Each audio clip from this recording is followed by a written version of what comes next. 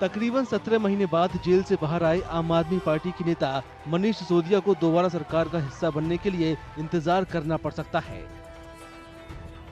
मनीष सिसोदिया को फरवरी 2023 में दिल्ली की शराब नीति के मामले में सीबीआई ने गिरफ्तार किया था।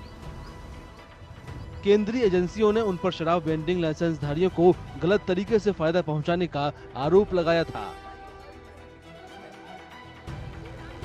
As of now, since the Delhi Chief Minister Shri Arvind Kejriwal ji is in jail, and unless and until he comes out and he moves through his secretariat a proposal to the Lieutenant Governor and asking that he wants to induct Mr. Manish Sisodia as the Minister Portfolio and Deputy Chief Minister, legally it cannot be done. There has to be the proposal by the Chief Minister's office, and that has to be circulated upon that in his place he wants to make it. But by sitting in the jail and writing a letter, that letter has no legal sensitivity, and LG under Article 239 AA has a complete power to either allow or to reject it.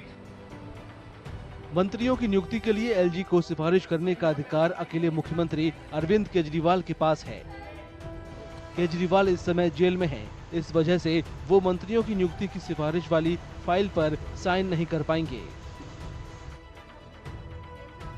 If he wants to recommend the name of Mr. Manish Sisodia to be appointed as the Deputy CM for Delhi government, then he has to take the approval from the court, because right now he is lodged in jail in the Delhi excise policy or CBI case, and as per jail manuals, for signing any legal documents, he would be requiring proper supervision and the approval of the court.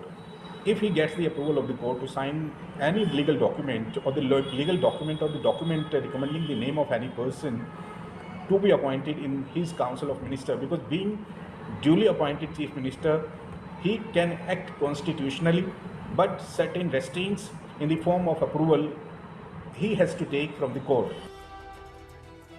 जेल से बाहर आने के बाद सिसोदिया के फिर से सरकार में शामिल होने पर उठ रहे सवालों के बीच दिल्ली के विधानसभा चुनाव भी केवल 6 महीने दूर रह गए हैं। पार्टी के कुछ नेता उनकी जल्दी से जल्दी बहाली पर जोर दे रहे हैं, जबकि कुछ नेता उन्हें संगठन में देखना चाहते हैं।